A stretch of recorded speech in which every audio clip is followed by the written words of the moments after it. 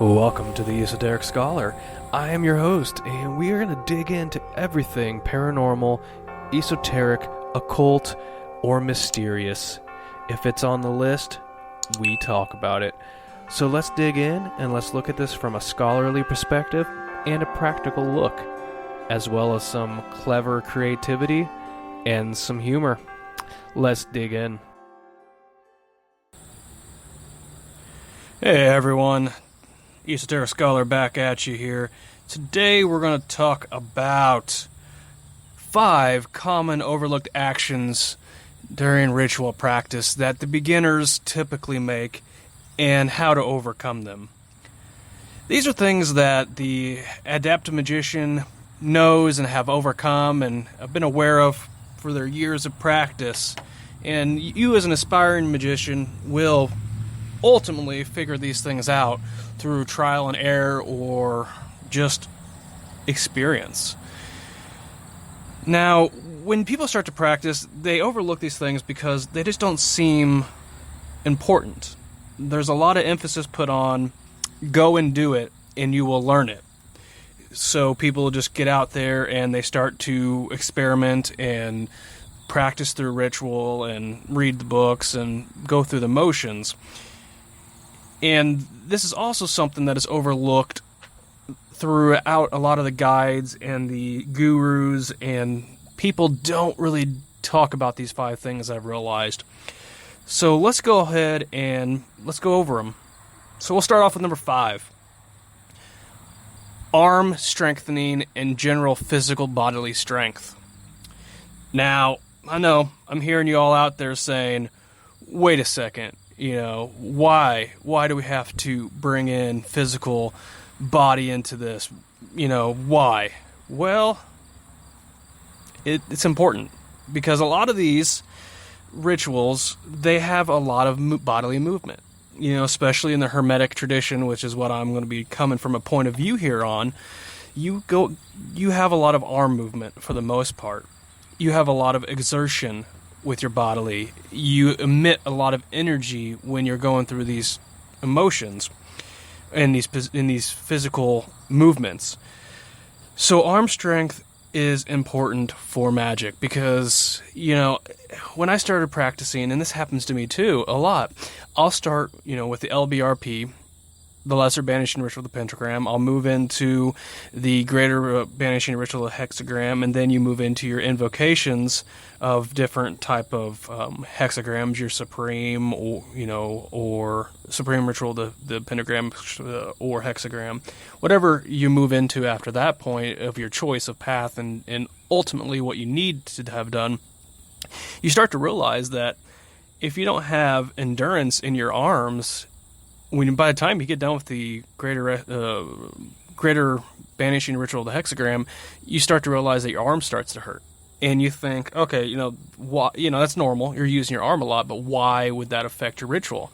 Because your mind subconsciously is now focusing on your arm's problem. It's saying to yourself, stop what you're doing and realize that your arm's hurting and you need to do something to correct that. So your mind is no longer focusing on your ritual, it's focusing on the problem with your arm.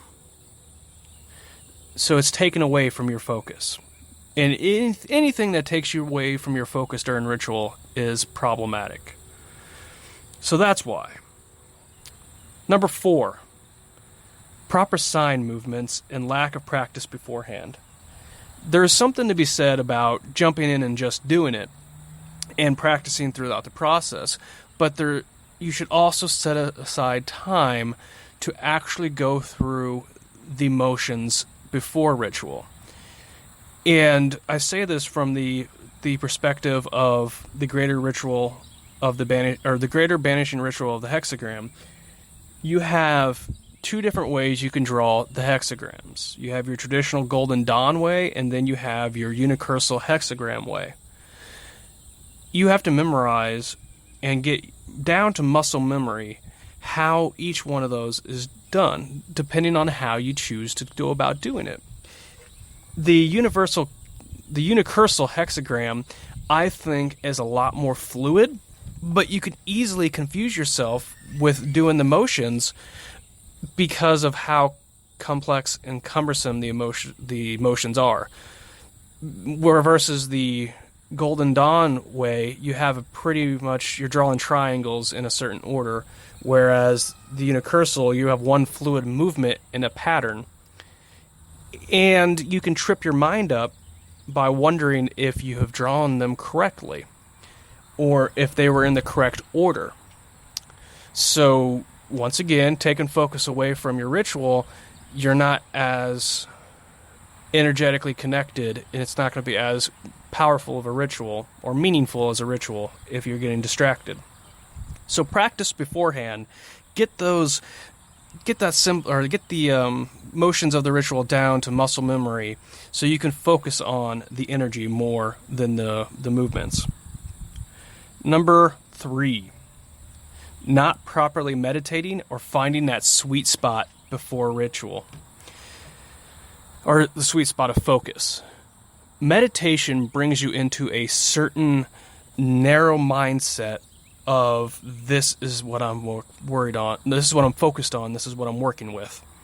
When you start to do your ritual and you don't properly meditate and put into focus beforehand, you start to have your mind too broad. And you'll be in the middle of vibrating Adonai, and you will be wondering if you fed the cat. You'll be, you'll be making the pentagram motion, and you'll be wondering, did I forget to lock the door? Is there somebody outside? So the meditation part draws you to a singularity where your current mission in the world is what you're about to do. And it takes and moves everything else out. I describe that sweet spot of ritual or sweet spot of focus when you have no idea what's going on in that outside world. You don't even know what room you're in anymore. You are so focused that you visualize the ritual as if you were on a black or white plane of existence, and every motion you make is creating that visual. So you can see the pentagrams glowing, you can see the hexagrams there, you can see the lines connecting them, you see the names of the god forms embedded in these things, in the symbols. And that's all you see in your mind's eye. You don't see the room. You don't see the cat. You don't think about the ritual implements. You are on another plane of existence doing this ritual, even though you're currently here. That's the sweet spot of meditation for ritual. And that's what you want to obtain for when you do these. Now, there's going to be feedback saying, I can't get to that level. And it takes time. It takes meditation. It takes practice. It takes muscle memory so you can focus on that level and not on, does my muscle hurt? Am I doing the sigil great? Or am I doing the process correctly? And that's why we're building this foundation on things that you need to do and commonly overlooked. Because if you have these other things, you can start getting to that sweet spot where it just takes your ritual to the next level. So practice, meditation, you will eventually get there, and it's a beautiful thing. Now keep practicing your other rituals while you're doing this. Don't stop doing that, because that will build up your muscle memory, that will build up your endurance, that will build up your visualization, that will build up your energy, because even if you don't fully complete it correctly, you're still putting magic out in the world. So just keep doing it, but just remember, that's what your goal is, to have that sweet spot of energy.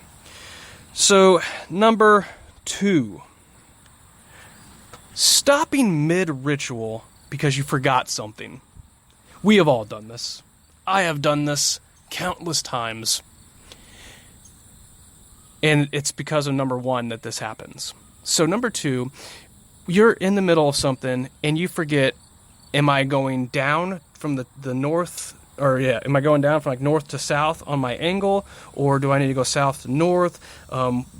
am I doing this right? And then you totally lose the focus. You totally lose the energy in the ritual, and you stop and you're like, I didn't do that right. I don't think I've done that right. I need to check it.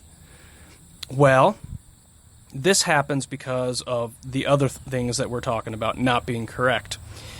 You don't have that muscle memory for it. You don't have that focus in there through the meditation that you're in the zone, and you don't have the endurance for it because you're lacking it because you're focused more on that.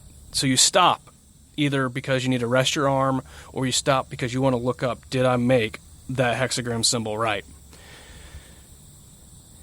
Being a beginner, that's okay. I'd recommend doing that, but know that when you go to check that book, you have lost you lost a majority of that energy you put into ritual. So you want to you don't want to try to do that as much as possible. You want to continue through, push through it, unless you absolutely have to stop. Push through it. Go to the next spot that you know, and keep pushing through it. And then at the end of the ritual, revise, reread what you did, and reread how it was supposed to be done. But if you must stop and complete it the way that it should be. But just keep in mind that you're losing all your energy and your focus through doing that. Okay. Number 1. And before we get to number 1, I just want to say, go out and sign up on Patreon for $1 a month to help support the Esoteric Scholar. We're doing big things out there. More of these videos are coming. We're going to break this stuff down, and we're going to have the biggest collection of esoteric and occult items, period. We are going to be the new Alexandria, and I want you all to be a part of it. So Esoteric Scholar over on Patreon. Patreon.com/Esoteric Scholar, $1 a month. And I'm working on making some swag to make it more incentivizing, but I would love to have at least $1 a month from you guys to help me out when I produce these videos. All right. So back to number 1. Not understanding the symbolism of the ritual deep enough. You've seen a theme to this. If you remove your focus, you have a problem with the ritual. And all of these have been to streamline your focus and put your focus together. Now, some may argue that the meditation aspect and the sweet spot might be number 1, not number 3. But I'm saying this is number 1 because if you don't understand why you're drawing the pentagram, why you have this sigil of Saturn in the middle of the hexagram, why the unicursal hexagram is used and how it was formed versus the Golden Dawn tradition, or why in the Golden Dawn tradition you had to split up the triangles and form them, why you have a fiery golden hexagram versus a brilliant white pentagram. If you don't understand the symbolism of that deep enough, the magic is going to be less manifested than if you knew them on a deep level. So you need to study the symbolism of the ritual to understand the correspondences that bring the ritual together. Because that will allow you in your subconscious during the focused ritual to really put that symbolism to action in the astral, in the hereafter, in the whatever you want to call it, plane of manifestation that you're working in, the Yesod. Look that up if you don't understand what I mean by that, because that Yesod is where a lot of this magic takes place, at least the magic that you do in the initial portion of the Golden Dawn stuff. So if you don't understand that symbolism, it's like you are dancing with a soulless entity. You're going through the motions, but that connection with that person's not there. You ain't got that, oh yeah, we got the groove down, we're feeling it, we have this attraction to each other. No, it's like you're dancing with the mannequin, okay? Not saying that the magic won't work, because you're doing the motions, you're doing the visualization. If you're in the zone, it can still you're still doing it. It's still going to manifest at some level, but you're not having the potency as if you studied and you understood the symbolism at a deep level.